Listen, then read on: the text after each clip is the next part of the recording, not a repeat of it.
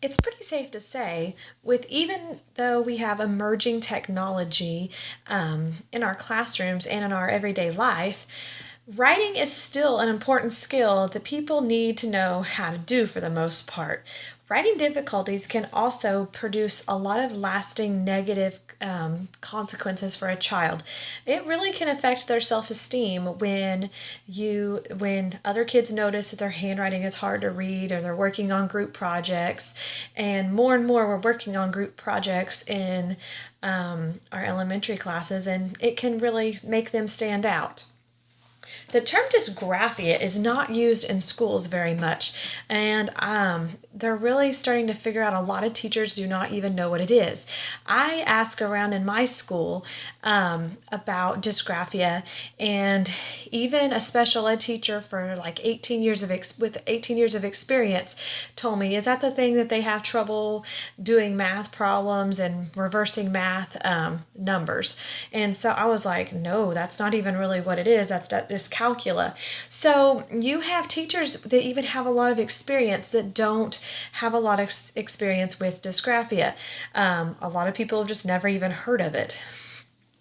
Many of these same teachers dismiss the handwriting as just really sloppy handwriting, and it's not something that is commonly as commonly referred to for a special ed evaluation or something that would lead to a 504 plan, because teachers just don't recognize it as a disability. They just think the kid has sloppy handwriting, and the next year the teacher thinks the same thing.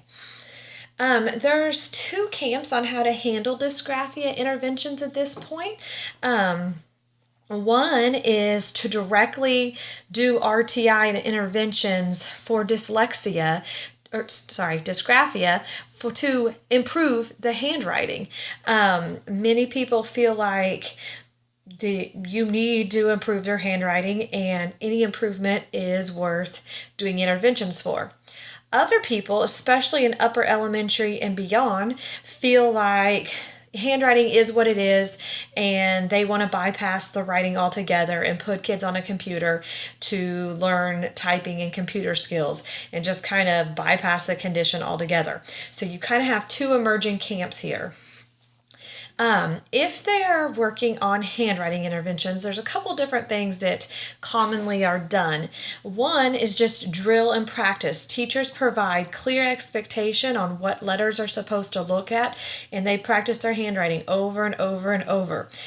This repetitive practice and correct pencil grip intervention can help a child's handwriting in a lot of cases. Others don't respond to it quite as well.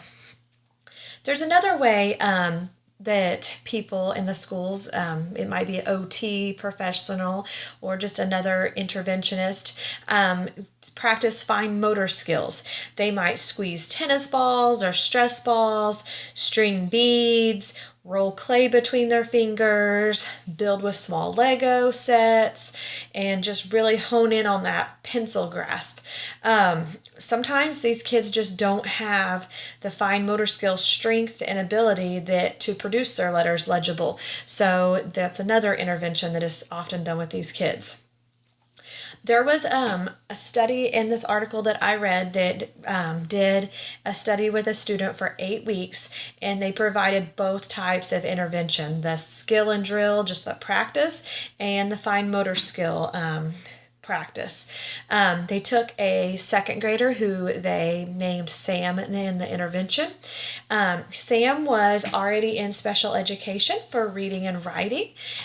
He demonstrated in his writing samples a mixture of upper and lowercase letters, and he had an irregular handwriting size. He also misused the lines of paper. He kind of did his letters wherever he wanted to, just kind of up and down, and really just was very inattentive to this, he had inattentive spatial awareness.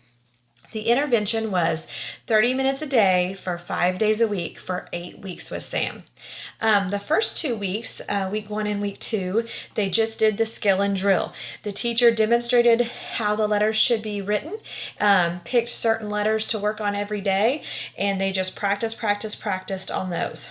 Weeks weeks 3 through 4 was fine motor skills practice. During this time, they used scissors, they glued stuff, they painted, they sewed, they weaved, they practiced, and they just practiced all those fine motor skills.